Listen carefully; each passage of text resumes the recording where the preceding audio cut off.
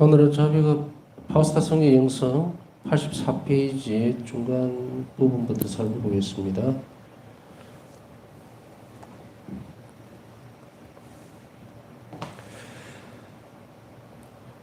다른 사람에게 봉사하고 그리고 다른 사람 안에서 그분을 인식하고 이렇게 하기 위해서는 먼저 자신의 영혼 안에서 그분과 함께 살아가는 법을 배워야만 한다.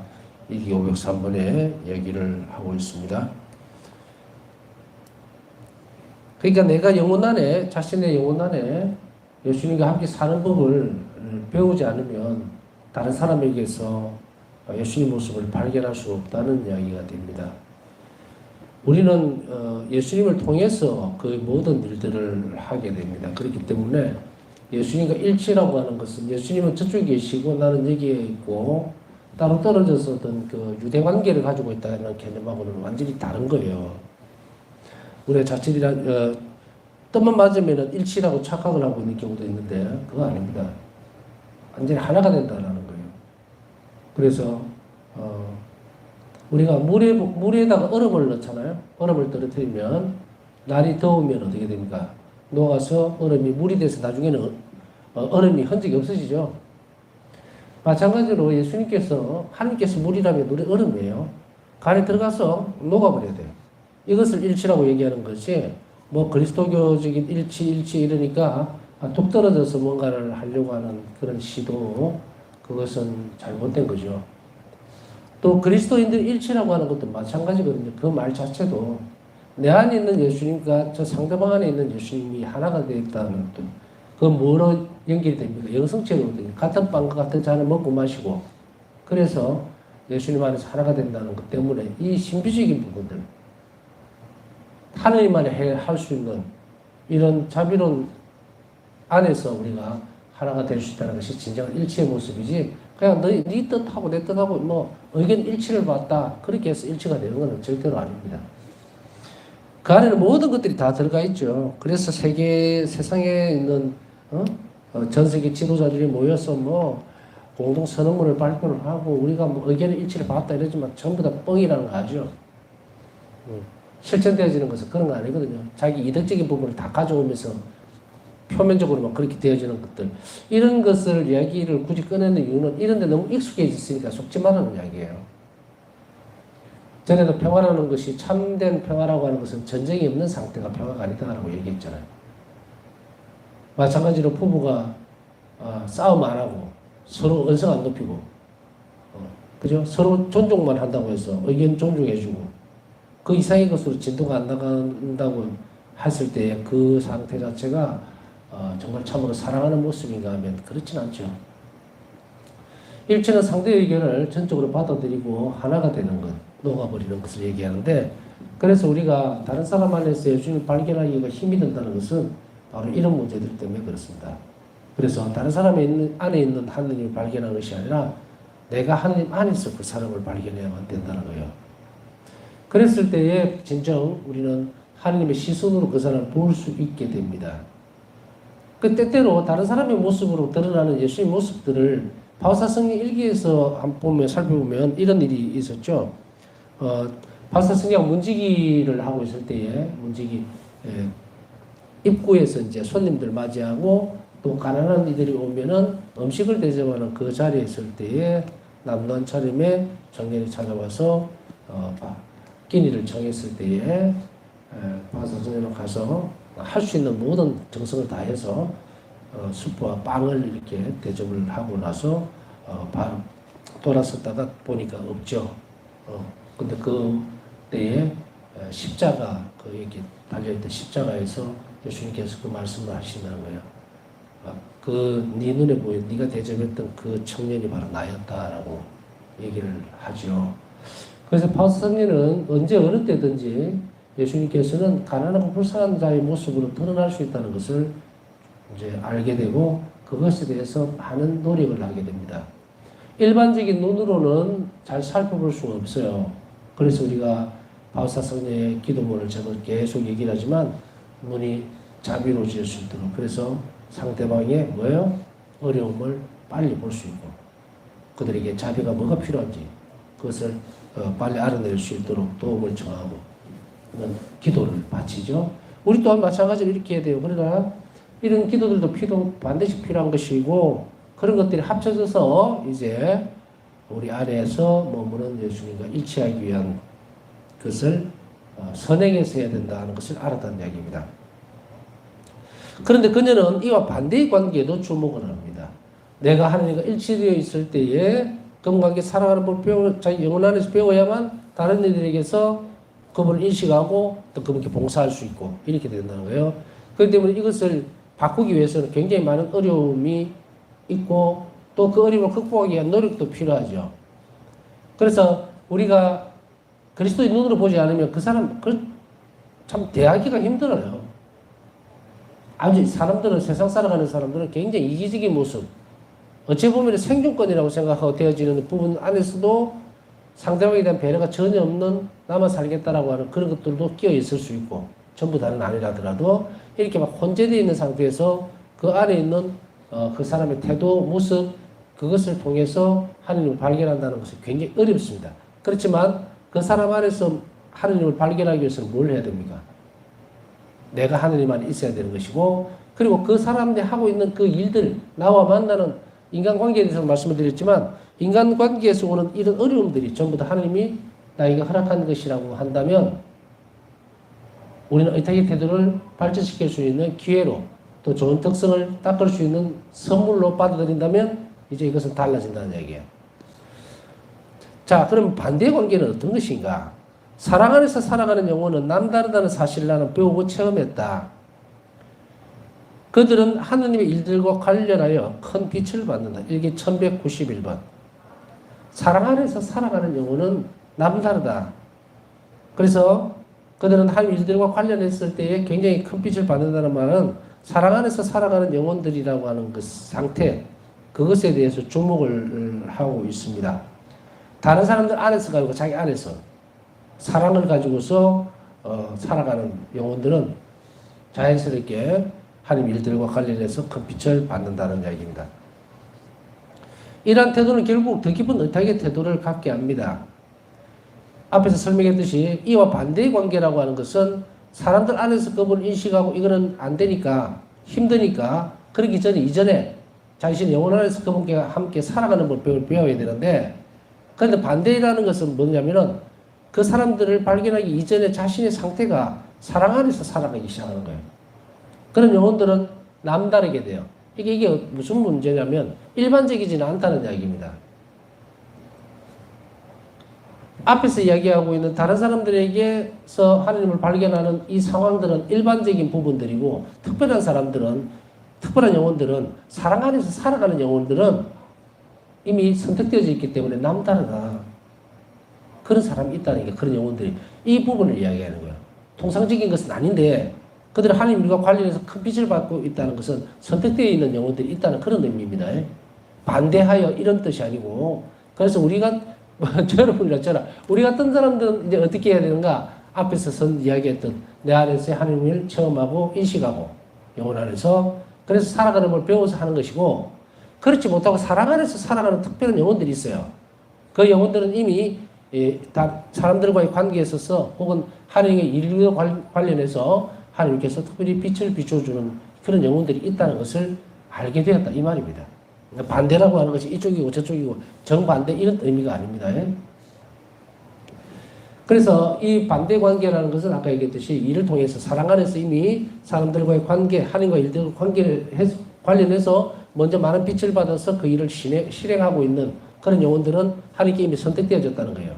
그래서 뒤에 이 하나님과의 관계가 더 깊어질 수 있는 여력이 있는 사람들. 그래서 이것을 어떤 영혼들인가 하면 특별히 뽑힌 영혼들이라는 거예요. 사랑 안에서 처음부터 살아가고 있는 그런 영혼들도 있다. 이런 의미에서 반대의 관계에 대해서도 이야기를 하고 있는 겁니다. 자, 이런 태도는 결국 더 깊은 의탁의 태도를 갖게 합니다. 우리는 이미 파우스타스의 영성에 제시하는 의탁과 자비의 태도가 그리스도인의 삶에서 토대가 된다는 사실을 알고 있다. 파우스타스의 영성에서 제시하고 있는 의탁과 이 자비의 태도라고 하는 것이 갑자기 2000년 동안 교회가 한 번도 얘기를 안 했던 것을 지금 들고 나와서 이제부터 이것을 가르쳐라 이렇게 한 겁니까? 아닙니다. 이미 있어 왔던 것들을 다시금 상기시킨다고 얘기했죠. 복음적 진리, 의탁과 자비 이 부분에 대해서 하나님의 자비 이 부분에 대해서 사람들에게 다시금 상기시킨 거예요. 그러니까 교회가 2000년 동안 쭉 가지고 있었어요. 가지고 와 있었지만 그것을 상기시킨다는 말은 뭡니까? 잊어버렸다는 이야기예요. 파묻어 놓았다는 이야기예요. 그래서 이런 문제들이 점진적으로 사실은 발전을 해서 2000년이라는 시간이 지난 동안 인간은 굉장히 많이 발달했잖아요. 이 지능도 발달하고 세상도 많이 변하고 정말 지금 생각하면은 너무도 놀라운 엄청난 일이 벌어지고 있잖아요. 우리가 만약에 오랜 조선시대나 그 이전의 상태, 삼국시대에 산다면은 우리가 상권에 어떻게 살고 있다. 제가 있는 이런 것 같이 이 정도면은 세상에 여기밖에 없는 줄 알잖아요. 뭐 미국이 어디 있는지 뭔지 뭐 이상하게 생긴 그런 사람들이 나와 이상하다는 말은 다른 의미가 아닙니다. 나와 다른 피부와 눈, 머리 색깔 이 다른 어떤 민족들이 있다는 것에 대해서 전혀 모르고 그렇게 살다가 죽었겠죠. 그런데 그렇게 발전하고 이제 점진적으로 갈수록 이 하나님께 대한 그리스도인의 원래 모습들이 더 깊이 있게 드러나야 되는데 깊이 있게 드러나지 않고 반대적 현상이 벌어지죠. 역류 현상이 벌어져서 예수님이 바울사 성경에 뭐라고 말씀하십니까? 내가 수도 없이 많은 구약시대 때는 예언자들도 보내고 했고 또 신약에 와서는 내 아들까지 너희들에게 내줬다 이거죠. 그럼에도 불구하고 오늘날에 너무도 많은 영혼들이 멸망하고 있다. 지옥으로 가고 있다는 말이에요. 그럼 이게 뭐가 좀 잘못됐죠? 그죠? 옛날보다 지금 보면은 교회도 엄청나게 많고 그리고 뭐 정확하게 저는 잘 모릅니다만은 아마 대략 그리스도교인 가톨릭 교회의 교인들 그리스도인들이 아마 11억에서 12억 정도로 대략 제가 알고 있는 범위입니다. 그러면은 약 70억인가 76억, 7억 정도 되죠? 거기에서 7분의 1 정도가 그리스도교 신자예요. 그러면은 엄청나게 상상도 못한 일이 사실은 이 세상 안에 있어야 되거든요.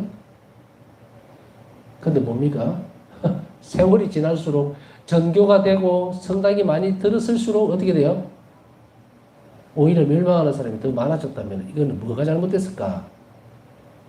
그것은 바로 하느님께 대한 의탁의 태도의 부재입니다. 없다 이 말이에요. 이것이 바로 이 세상이 멸망하는 그 증거가 되고 있다. 그래서 예수님은 자비에 대한 부분들을 우리에게 다시금 상기시킬 것을 바울사 성경에 요구하시면서 그렇게 함으로 인해서 치유책이라고 그러죠. 하나님 자비를 이제 인류가 알아들어야만 멸망에서 돌아설 수가 있다. 그리고 또 이 치유책이라는 것은 또 다른 의미는 뭡니까? 우리가 하나님 자비를 받아들이고 의탁하는 태도로 돌아설 때에 하나님 자비는 본물같이 엄청난 어떤 힘을 가지고서 그것이 이 세상 안으로 흘러들어올 때에 그때에 인간들이 지금 겪고 있는 이런 수없이 많은 고통들은 줄어들 거라는 거죠. 예수님께서 보실 때에 또 하나님께서 우리에게 전해 주실 때에 또 바라다 보는 세상을 이렇게 본다면 세상을 당신의 창조물이잖아요. 그게 막 지금 같은 경우는 엉망진창이 돼 있잖아요. 지금 너무도 많은 고통들이 죽음이 예상치도 못한 죽음들이 깔려있는 악이 판치고 있잖아요. 그죠? 근데 이런 부분들이 점점 더해갈 건데 하느님은 예수님을 우리에게 주심으로 인해서 십자가생의 죽음까지도 허락하셨고 그렇게 해서 인간을 구원하시기 위해서 모든 걸 주셨다면 지금 이 땅덩어리가 지금 돌아가고 이 세상이 제자리는 아니죠. 제대로 된 게 절대로 아니다. 이때 이것이 하나님의 진노일까요? 진즉의 세상을 다 없애버릴 수도 있지만 당시 성자까지 이 땅에 보내시면서 인간이 되게 하셨던 그 큰 또 희생제사를 받아들이셨던 그 아버지께서 세상이 이 꼴로 돌아가는 것이 점점점 그래서 나중에 세상 종말이 왔을 때는 아주 지구가 쪼그라들어가고 엉망진창이 되고 하는 그 상태에서 세상 종말이 맞아 들어지게 될 것인가? 그건 아니라는 것도 여러분도 아시겠죠. 아버지께서는 이제 성자 예수님을 통해서 마지막 때에, 이때에 우리에게 돌아오기를 바라는 거예요. 그런데 예수님께 돌아올 때 하나님께 인류가 돌아오기 위해서 가장 필요한 건 뭡니까? 하나님의 자비를 받아들일 때에 돌아올 수가 있어요. 그래서 자비가 치유책이라는 얘기거든요.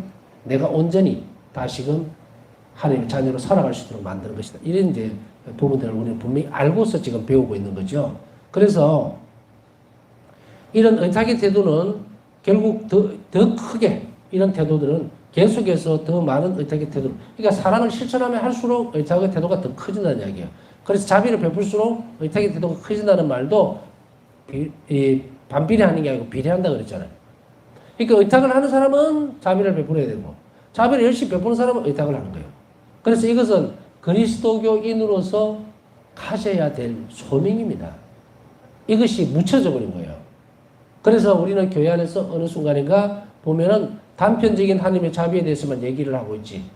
네가 죄를 지었으니까 고해수 안에서 이렇게 용서받고 탕자의 비유. 이 정도에서 한정적으로 되어 있는. 왜 한정적으로 되어 있을까? 교회가 한 자비 신비에 대해서 더 이상 묵상하지 일을 그쳐버려서 그래요. 그리고 또 뭡니까? 재료가 없어요. 재료가. 우리가 가지고 있는 재료라고 하는 것은 복음이죠. 그 안에서 또 드러나는 성인들이 어떤 행적들, 그들의 모범, 그게 다예요. 그러다 보니까 한정적으로 된 것을 계속 얘기를 하다 보면 한 자비가 축소되거나 왜곡될 수가 있죠. 그렇기 때문에 이러한 것을 주게 되면 한 자비에 대해서 묵상할 수 있는, 한 자비의 신비를 묵상한다는 것은 어떤 단계인 줄 이제 아시겠죠. 이 한 자비의 신비에 대해서 묵상하지 않는 사람은 의탁의 태도를 가질 수가 없다는 이야기예요. 그러면 이게 들어가야 되거든. 근데 이게 안 된 거예요, 지금까지. 그러다 보니까 하느님은 어떤 입장이냐면 인류가 2000년 동안 교회가 쭉 오면서 그저 자비를 베풀어 주십시오라는 말보다 옛날에 미사경본 보면 여러분들 기억나시죠? 자비를 베풀어 주십시오가 아니고 불쌍히 여겨달라 했죠. 그러니까 이것 또한 왜곡이 있었죠. 그러니까 이런 상태에서 하나님의 자비에 대해서 우리가 더 많은 부분들을 열어놓지를 못하니까 이웃에게 자비로운 태도도 자꾸 끊기게 되죠. 어떤 게 자비의 태도인지는 모르니까 이웃에게 그냥 착한 일만 하게 되고 활동을 하더라도 하나님의 역사가 들어와야 되는데 사실은 교회 안에서 보면 한국교회 레지오도 하는데 굉장히 열심히 하거든요. 본당에 정말 기둥이들이에요. 그 정도로 많은 일을 하면서도 영적으로 성장이 못하고 딱 멈춰져 있는 이유는 뭘까? 그것은 하나님 사랑에 의한 자비로움이 못됐기 때문이에요. 활동에서 그쳐버린 거예요. 일에서만. 얼마나 소중한 부분들이 다 날아가 버렸을까. 그 이전의 교회 모습도 이랬거든요. 그래서 바오사 성령에게 이제는 많은 자료들을 줍니다. 저도 이걸 가르치면서 여러분들이 이제 듣고 이렇게 묵상하십시오 하면서 계속 묵상할 때에 여러분들 지금 이제 태도가 어떻게 되어 있습니까? 이제는 여러분들이 아마도 저를 쭉 처음부터 따라왔던 분들은 이제 하나님 자비에 대해서 묵상하라고 하면 그 전의 모습보다는 자신이 참 많이 바뀌었다는 것을 알 거예요. 뭘 이렇게 보면서도 우리 하나님 자비가 이렇게 나온. 그전에는 그렇지 않고 그렇구나 이렇게 지나갔던 것들. 그러면서 이걸 보면서 또 혹은 하나님께서 베풀어 주셨던 이 은총이나 정말 큰 어떤 자비로운 행위에 대해 이 부분에 대해서 이 한 자비구나 하고 알아들을 수 있는 그런 정도로 여러분들이 처음부터 쭉 따라왔다면 성장을 했을 거거든요. 그러면 여러분들이 제가 이거 강의한 지가 벌써 한 2년 넘었죠. 그러니까 그때부터 시작해서 쭉 왔다면은 그 시작되던 그 지점에서 지금을 보면 내가 참 이제 하나님이 자비롭다라고 할 때에 굉장히 많은 것을 묵상할 수 있도록 자기가 커가 있다는 것을, 변해 있다는 것을 알게 될 거예요. 이런 것들은요, 정말로 그럴까라고 하지만 여러분들이 말했어도 다 묻어납니다. 그래서 이웃들에게 얘기해, 그거 하나님 참 자비로운 거야. 그래서 하나님이 이렇게 해서 자비롭기 때문에 너는 계속 하나님께 내가 맡겨야 돼. 이렇게 자기 말투도 바뀌고 생각도 바뀌어버린단 말이에요. 이렇게 사실은 바뀌어져야 돼요. 교회가 계속 이렇게 2000년 동안 바뀌어졌더라면 얼마나 오늘날 풍요로운 삶이, 물론 그렇다고 해서 세상에 종말이 안 오는 건 아니죠. 그렇지만 인류가 겪어내야 되는 고통이 굉장히 많이 줄어들었을 거거든요. 왜? 자비 활동이 커질수록 악은 자꾸 쪼그러들어서 어디 도망을 가야 돼요. 자비로운 곳이, 행위가 있는 곳에는 절대로 악이 들어올 수가 없어요. 공존이 안 됩니다. 자, 이렇게 커져야 되는 부분들이 2000년 동안 자꾸 줄어들었기 때문에 이 복음적 부분뿐 아니고 예수님은 우리에게 뭘 말씀하시는가? 천지창조 이전에도, 그러니까 천지창조 때도 일러주지 않았고, 그리고 교회 안에서도 가르쳐주지 않았던 자비에 대해서 가르치겠다. 새로운 거예요. 그러니까 더 풍요로워진 거죠. 그러니까 교회가 지금까지 보존해 있던 자비에 대한 것과 그것보다 더 알려지지 않았던 엄청나게 풍성한 하나님의 자비를 바울사성을 통해서 우리에게 전해준 거예요. 그것을 우리가 배움으로 인해서 우리는 굉장히 많아집니다. 선택폭이 굉장히 커졌다는 이야기거든요. 이렇게 되어지면 이제 자비의 태도를 더 많이 가질 수가 있고요. 의탁과 자비가 없이는 그리스도인이라고 불릴 수가 없고, 그리스도인으로서 생활을 한다라고 했을 때 저는 신앙인으로 살 것이냐 아니면 종교인으로 살 것이냐는 의탁과 자비의 태도가 있느냐 없느냐에 따라서 갈라진다. 하나님께 의탁하지 않고 그리고 자비롭지 않는 사람은 종교인이에요. 그 안에는 어떤 희망도 없습니다. 천국에 대한 그리움도 생길 수가 없어요. 왜? 의탁의 태도 없이는 어떤 은총도 그 사람에게 흘러 들어가지 않기 때문에. 그러면은 어때요? 부활신앙이다, 영원한 생명이다. 그 영혼 안에서 알차게 커야 되는데 커집니까? 그저 세례 때 주어져 있던 그 씨앗 하나가 딱 박혀가지고 죽음 앞에서도 그것밖에 없는데 가고 싶지도 않아요. 뭘 알아야 가지. 그러니 바로 이런 부분들이 그리스도인의 삶의 토대가 되기 때문에 의탁과 자비의 태도는 끊임없이 계속 발전시켜 나가야 된다는 것을 한 번 더 강조를 합니다. 바울상 수녀는 하나님께 아이처럼 의탁하는 태도를 통해, 그리고 이웃을 위해 자신의 삶까지도 희생으로 바치는 자비의 태도를 통해, 자신의 삶까지도 희생으로 바치는 자비의 특징은 뭐라 그랬습니까? 그걸 베푸는 사람이 희생까지도 감안을 해야 돼요. 그때 예수님을 닮을 수 있는 것이에요.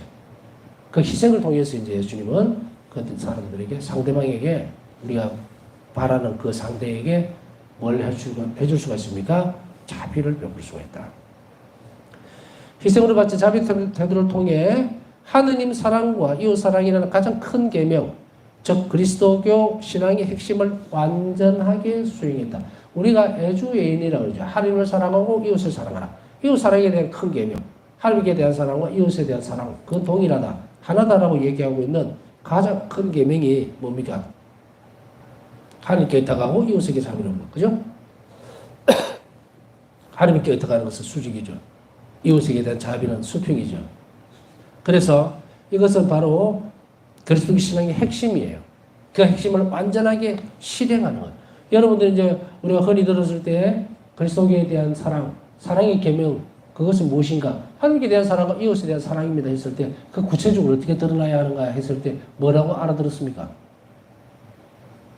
하나님께 대한 사랑을 어떻게 해야 된다고 들었어요? 또 이웃에 대한 사랑을 어떻게 실천해야 된다고 들었습니까? 그래서 가난한 사람들 방문하고, 그리고 그들을 위로하고, 또 병자들 방문해서 위로해주고, 가난한 사람들에게는 물질적으로 도움을 주고, 거기서 끝났죠? 그건 줄 알았죠? 그게 아니에요. 우리 자선 사업가가 아닙니다. 그건 세상 사람들 다 하는 거예요. 그럼 어떻게 되는 것이 올바른 태도였느냐? 내 삶에 있어서 정말 요만한 부분이라도 하나님께 의탁해요. 그래서 제가 할 수 있는 것만 하라 그랬잖아요. 내가 숨을 쉴 수 있으면 내가 숨을 쉬는 것만 해라고. 내가 아무리 용을 쓰고 머리를 싸매고 앉아가지고 뭐 구석에 가서 불 다 끄고 소주 나발 불어가면서 정말 고민을 쓸데없는 짓을 왜 해? 아무 변화 없어요. 그때는. 할 수 있는 건 뭡니까? 성체 앞에 가서 주님께 도움을 청하는 거예요. 하나님께 의탁하는 거예요. 자, 이제 우리는 어떤 위력적인 어떤 내 능력이나 때때로 우리 가운데는 뭔가 재물적인 것이 있어서 막 자신 있고 당당한, 그거 다 쓸데없습니다. 이 사람에게는 절대로 의탁의 태도가 클 수가 없어요. 왜? 돈에 의지하고 있고 권력에 의지하고 있고 자기 학벌에 의지하고 있고, 그 사람에게는 의탁의 태도가 절대로 나올 수가 없어요.